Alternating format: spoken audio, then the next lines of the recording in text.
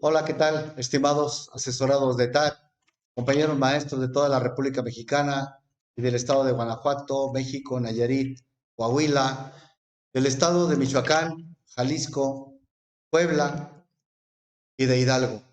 Pero también saludamos a los maestros de Guerrero, a esos compañeros que desde allá, desde la playa, se han conectado con nosotros en ETAT. Te invitamos nuevamente a que formes parte del grupo ETAT y en esta ocasión te invitamos también a que le des like a nuestras ligas en YouTube y en Facebook. Encuéntranos como ETAT, Estrategias Transformadoras y Asesoría Docente y Directiva. El tema que nos ocupa el día de hoy es hablar un tanto cuanto de lo que implica el Consejo Técnico en su segunda sesión que se celebrará la próxima semana, el día 26. En esta segunda sesión del Consejo Técnico estaremos dando continuidad precisamente a las sesiones de Consejo Técnico en las que, preocupados por ofrecer un servicio a la juventud con una visión nacional, los maestros estaremos revisando hasta ahorita cómo vamos en las escuelas. Esta sesión tiene entre su agenda el tener que preparar materiales desde lo que venimos haciendo en la evaluación diagnóstica, ver cómo nos fue en el asunto de la condición socioemocional, en la condición de salud, en el logro de los aprendizajes, pero también en la organización de la escuela para dar cumplimiento al propósito educativo de la nueva escuela mexicana y de la educación en México en sí. Esta sesión de consejo técnico tiene varios momentos. Está contemplada en un 10% para el encuadre de las generalidades del contenido de la sesión. Empezamos en un 15% a atender cuáles son las condiciones socioemocionales de los maestros y de los alumnos. No se nos olvide que nosotros somos ejemplo y de la condición socioemocional y manejo socioemocional que nosotros hagamos será el impacto que reciban de nuestro quehacer nuestros alumnos. En segundo momento estaremos hablando del cómo vamos avanzando en las cuestiones de salud. ¿Qué tanto impacto ha tenido el COVID en sus contagios en las escuelas? Hasta donde sabemos ahorita, ha reducidose tremendamente, por ello nos están colocando en semáforo en verde y seguramente en enero ya estaremos al 100% en las aulas. De ahí, relevante es no olvidar la atención de los protocolos, como lo han estado haciendo desde hoy, cada día. Enseguida, el siguiente momento de la reunión, habrá que en un 50% la esencia, ver cómo vamos avanzando en este periodo de recuperación, este periodo en el que atendimos el rezago padecido por nuestros alumnos en la pandemia. Rezago en su conducta, en su autoestima, en su deseo de seguir en la escuela, en su deserción, en la intención de seguir estudiando. Y por ello estaremos trabajando de cuáles son nuestros desafíos y logros que se presentaron en el plan de atención. De qué manera el análisis de lo ocurrido en el primer periodo de evaluación nos va a dar elementos para trazar la continuidad de una ruta en el programa escolar de mejora continua para el próximo segundo periodo escolar. Y finalmente estaremos detectando precisamente cuáles son los aprendizajes funcionales que sí tuvieron impacto y aquellos infuncionales que de alguna manera nos generaron por alguna circunstancia de contexto y de las características del alumnado dificultades en su abordaje. Y estoy hablando de los contenidos de recuperación. Acuérdense que todavía no estamos trabajando sobre los contenidos de planes y programas en el caso de fundamentales a nivel nacional y con COPRICE en el estado de Guanajuato. Para terminar esta sesión, la escuela tendrá un espacio de un 25% para atender precisamente a la organización del cómo ir dando atención a la operatividad en favor del logro del aprendizaje, en favor del desarrollo de habilidades y en favor de una formación integral de nuestro alumnado. ¿Cuáles son los propósitos qué materiales vamos a utilizar y qué productos se esperan. El propósito es precisamente recuperar las experiencias del autocuidado y la importancia de las acciones del autocuidado para la mejora del bienestar socioemocional y de la comunidad, pero sobre todo de los estudiantes. El segundo propósito es fortalecer los resultados de aprendizaje. Hemos dicho que tras revisar qué estamos haciendo, podremos nosotros formarnos una idea colectiva para que en conjunto, en consejo técnico, decidamos hacia dónde vamos. Hay un video en los materiales que vamos a revisar del doctor Juan de Dios Fernández Gálvez, que van ustedes a tener que, en un fragmento de estas 5 horas, que revisar para ver cuál es la visión que se tiene sobre el cómo el alumnado debe ser atendido en la labor docente. Como material también tendremos que tener los gráficos y materiales de todo el material, de los resultados diagnósticos, de las evaluaciones que ustedes hicieron, del seguimiento y atención que dieron al alumnado al término de este periodo y que nos representan un área de oportunidad o un logro según el caso de cada escuela. Para que tengamos también como elemento un listado específico con nombre y apellido de los alumnos que necesitan mayor apoyo o apoyo en ciertas áreas de su vida en la escuela. Como producto de esta sesión, tendremos que desarrollar planificaciones orientadas precisamente a atender mediante la enseñanza esas vicisitudes, esas necesidades de nuestros alumnos con las que nosotros enfrentaremos precisamente el desarrollo de su integralidad, el logro de los aprendizajes esperados. ¿Y por qué no decir? El producto más importante es, ¿de qué nos sirve hacer una planificación si no tenemos alumnados? Si siguen alumnos a distancia, si sigue el temor dominando en las escuelas, y si nosotros, ¿qué vamos a hacer para reducir este desinterés, este desánimo y este abandono que hasta hoy enfrentamos en los centros escolares? He dicho entonces que antes de la sesión tendremos que tener toda la información, los avances en cumplimiento de los acuerdos, la recuperación sistemática de los resultados que hemos obtenido al primer periodo, como los resultados de la asistencia y de la atención que tuvimos con los alumnos, ya fuera que hubieran ustedes desarrollado en presencial, en híbrido, a distancia o en línea, sus sesiones de clase. Y que así lo hubiera acordado su consejo técnico. Pero también tendremos que revisar con anticipación cómo estamos en la operatividad de los cuidados de salud. Y una sugerencia, este video del que les hablaba hace rato, les sugiero que lo revisen antes de la sesión para que tomen sus notas y sea un poco más enfocado hacia lo que todos buscamos, precisamente con la intención de optimizar el tiempo de la sesión. Durante la sesión tendremos que verificar cómo estamos los docentes y de este sentimiento, cómo estamos en lo socioemocional y en las cuestiones de salud. Y repensar, si nosotros estamos así, ¿qué de nosotros tienen los alumnos o qué no tenemos que los alumnos sí tienen y hay que atender?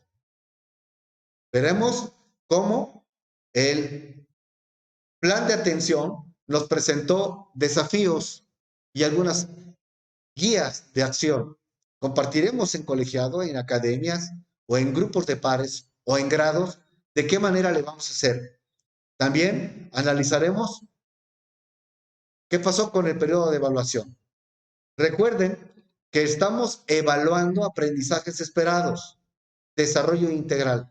No estamos solamente formando en la responsabilidad, en el cumplimiento.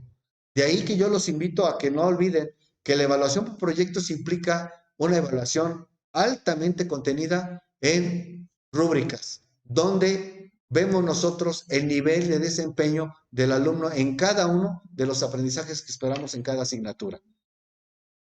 Por cierto, hablando de cómo evalúan los maestros, de cómo se realiza la organización en la escuela, ETAD está preparando precisamente un curso para la evaluación, una evaluación verdaderamente para el fortalecimiento de las habilidades de los alumnos y su formación integral, pero que respete los aprendizajes esperados y lo que se espera de él en el perfil de egreso.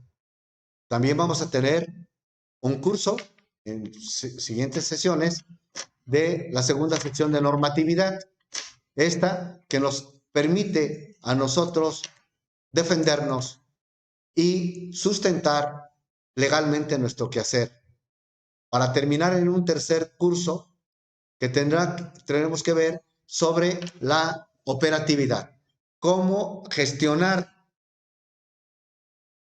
el trabajo escolar para lograr los aprendizajes, desde gestionar también la labor de cada uno, el hecho de sustentar con documento la indicación, el recuerdo de la norma, el recuerdo del sustento legal, el recuerdo del sustento filosófico o el sustento programado por la propia Secretaría para desarrollar nuestro quehacer cotidiano.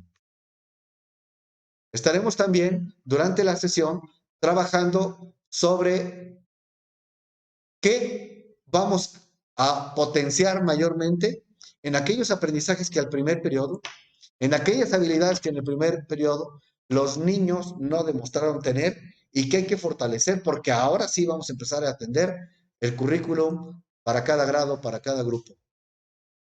Para que finalmente en este hacer terminemos nosotros tomando decisiones y estableciendo acuerdos y compromisos, los cuales después de que termine la sesión tendremos que asegurar y dar continuidad al seguimiento al bienestar socioemocional del alumnado, a dar seguimiento a las acciones de aprendizaje que acordamos en colegiado para garantizar ese logro de los aprendizajes en todas las asignaturas, esa competencia del alumnado y esa formación integral. No se les olvide, como directivos o como maestros encargados del centro de trabajo, tendremos que dar seguimiento estricto al cumplimiento de los compromisos, los cuales hemos de registrar en la primera semana en el sistema de control escolar, en el SISPE, y ir dando un monitoreo permanente a la asistencia del alumnado. Para la sesión tendremos que estar verificando las condiciones, el uso de las medidas de sana distancia, el uso de la limpieza del espacio, la distribución adecuada, el uso de cubrebocas, el no compartir objetos, el uso permanente de gel al 70%. Y por supuesto, que se hagan espacios para poder limpiar y volver a sanitizar el espacio donde el colectivo docente está trabajando. Hemos dicho entonces que para iniciar la sesión tenemos que tener el listado de alumnos con problemas. ¿Y de qué tipo de problemas? Problemas de salud, problemas socioemocionales, problemas de aprendizaje, problemas de atención, porque no van a la escuela, porque no los hemos contactado. Pero también tenemos que tener gran sentido de humanidad al entender lo más elemental, los problemas del contexto de las familias y de los propios alumnos que inciden tremendamente en nosotros en el logro de los aprendizajes. Y para esto, ahí en la presentación ustedes tienen un cuadro propuesto por la Secretaría de Educación donde tendrán ustedes que anotar cuántos niños y quiénes son, con nombre y apellido, los que están en cada una de estas circunstancias, para que en colectivo docente se esté trabajando precisamente sobre el cómo atenderlos. No se les olvide que en la sesión estaremos primero revisando cuál es nuestra circunstancia. Hay un ejercicio interesante ahí de unas tarjetas para hacer una introspección de mi condición, de mi manejo y de mi gestión de emociones, para después trasladarlas en comparativo del colegiado, para ver cuáles de ellas estarían manejando nuestros alumnos. Y bueno, aquí hay una recomendación. No basta solamente detectar cómo estamos. Basta asumir compromisos de cómo le vamos a hacer para atender al niño que tiene miedo, al que está enfermo, al que no va, al que tiene un problema de discapacidad. Y aquí me detengo tantito. La nueva escuela mexicana potencia el derecho de la educación y remarcado con la inclusión. Y aquí, queridos compañeros maestros y directivos, tenemos que hacer un énfasis tremendo en aquellos niños, priorizar a los niños que tienen barreras de aprendizaje y participación. Niños que tienen discapacidad motriz, auditiva, visual, de la situación neuronal o corporal, y que tengamos que trabajar en prioridad para ellos, para incluirles. Es por eso importantísimo que nosotros debamos hacer una revisión exhaustiva de cuáles son las condiciones de la matrícula y de ellos quiénes son estrictamente a los que hay que atender. No se les olvide que estaremos en breve regresando ya a clases. Y aquí hay nuevos conceptos, nuevos ajustes al tercer cuadernillo de protocolos de sanitización, en los que destacamos varias cosas. Primero, se dice que ya no es tan necesario el uso de tapetes, tampoco el uso de sprays, rociadores para sanitizar a los jóvenes, que no se utilicen termómetros de mercurio y sí de infrarrojos, que nosotros tendremos que estar sí asegurando la sana distancia, la cual se reduce de 1.5 a 1 metro, en donde se busca ya que los maestros vayan haciendo experiencias para lograr que el 100% de alumnos, claro, o sea, no lo vamos a lograr de la noche a la mañana, vayan incrementándolo ustedes poco, pero háganlo. Es importante reconocer que los niños ya no pueden quedarse en casa y que por lo menos, aunque fuera un día, tendrían que estar presentes en la escuela. En Guanajuato se nos pide que los niños vayan por lo menos 4 días a la semana con las condiciones de la escuela y que para ello tengamos la creatividad de hacer una distribución de los grupos en los espacios de la escuela. Mucho cuidado con eso, porque la tendencia es así.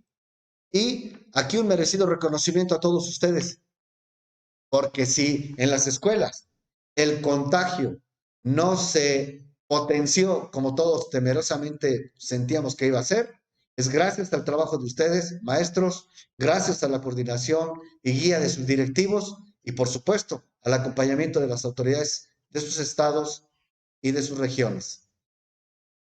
Seguiremos entonces en esta guía viendo lo que tiene que ver con los aprendizajes. Y recuerden, aquí en el periodo extraordinario de recuperación, nosotros tendremos que estar revisando cuál es el nivel de logro de estos alumnos en los contenidos que venían retrasados y con rezago, para que nosotros integremos esta información en el programa escolar de mejora continua y entonces sí, hagamos metas reales como colectivo y no solamente por cumplir, sino algo que nosotros pongamos y podamos poner en práctica con todo respeto al servicio de nuestra niñez y adolescencia en México. Nosotros estaremos trabajando sobre, acuérdense, los aprendizajes indispensables del grado anterior que le permiten al alumno accesar a los nuevos aprendizajes que a partir de enero estaremos atendiendo. Y en ese sentido estaremos nosotros buscando, primero, que asistan los niños.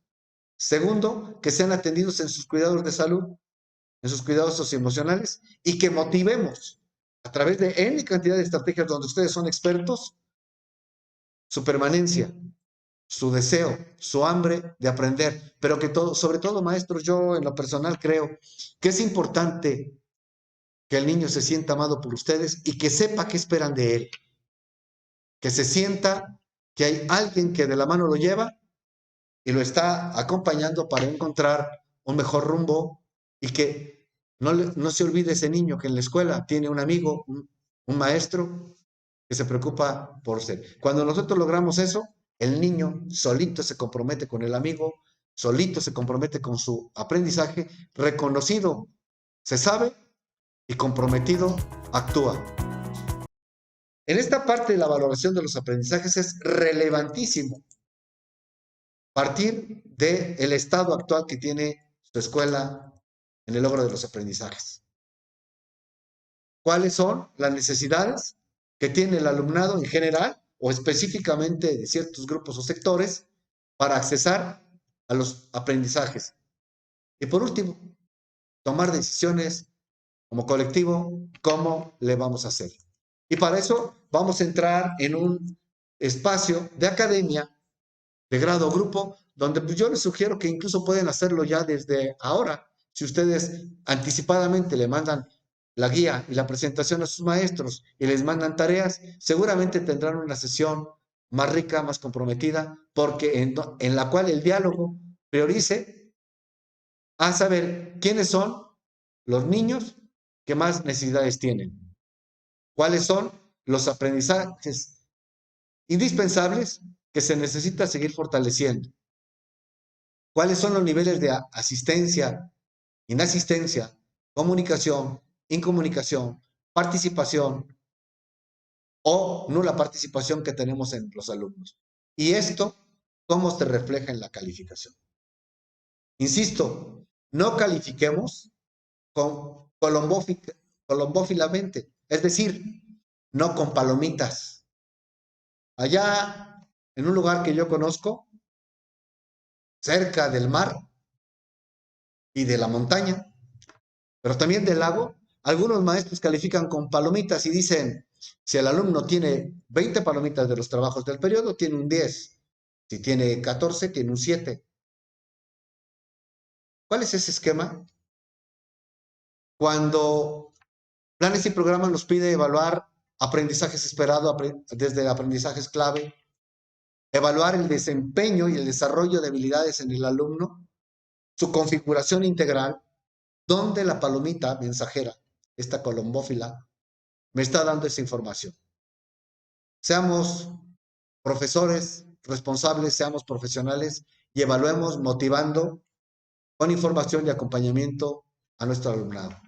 Es importante entonces tener esta relación de barreras de aprendizaje, de asistencia, de no integración y por supuesto de actuación, para que con ello, como colectivo, cada uno de nosotros esté contribuyendo ya en el segundo periodo a atender no solamente los contenidos, sino a estos aprendizajes, estas habilidades que no le permitían accesar a los nuevos contenidos, pero también las actitudes y sus condiciones de persona que se lo impedían. No se les olvide que nuestro checklist, por así decirlo, como docentes en secundaria, no es otra cosa que el perfil de egreso. Y en ese sentido, ustedes tendrán que revisar precisamente el perfil de egreso de su nivel, de preescolar, de secundaria o primaria, y definir cuáles son las características de nuestro producto terminado. Y hagamos en esta sesión, así está establecido, un análisis. En un plano serio, digamos, a ver, en lenguaje y comunicación, este es el perfil de egreso, ¿qué tanto lo he logrado? En pensamiento lógico matemático, en habilidades socioemocionales, en colaboración para el trabajo de equipo, en la convivencia y ciudadanía, en la atención del cuerpo y la salud, en habilidades digitales y todos los otros componentes del ámbito que hay que desarrollar y que solo no se recuérdenlos. Échese un clavado a ver cuáles son los perfiles de egreso de su nivel y con base a ello verifiquen cuál es el nivel de logro que tenemos en este. Finalmente, tras esta revisión, no se los olvide, compañeros maestros, de nosotros depende la excelencia de nuestra escuela. En una reunión se hablaba de la revalorización del maestro. Y pensamos que la revalorización del maestro tiene que hacerla la autoridad, tiene que hacerla alguien que diga, oh, los maestros somos buenos. La revalorización del maestro empieza con el respeto a la profesión, con el respeto a lo que implica la profesión. Yo quiero revalorarme, yo me comprometo con mi sociedad, con mi alumnado, con mi trabajo y lo hago con toda calidad. Cuando nosotros revaloremos nuestro propio quehacer, seguramente llegará la autoridad, llegará el alumno con su sonrisa diciéndoles, gracias por lo que hiciste por mí. Llegará la autoridad y diciendo, bravo, compañero maestro, eres parte de la transformación de México. En términos generales, compañeros maestros, este es lo que ustedes van a ver en la segunda sesión de Consejo Técnico Escolar. Les agradezco su atención, los espero en la próxima y los invito, como siempre y desde el principio lo hice, a suscribirse, a revisar y a comentar nuestros videos en YouTube y en Facebook. Cuídense mucho, mucho éxito en su sesión de Consejo Técnico y esperemos que sus compromisos, sus acuerdos, la sensibilización, pero sobre todo la responsabilidad de su quehacer beneficie a México y le dé una oportunidad a su niñez. Hasta la próxima, maestros.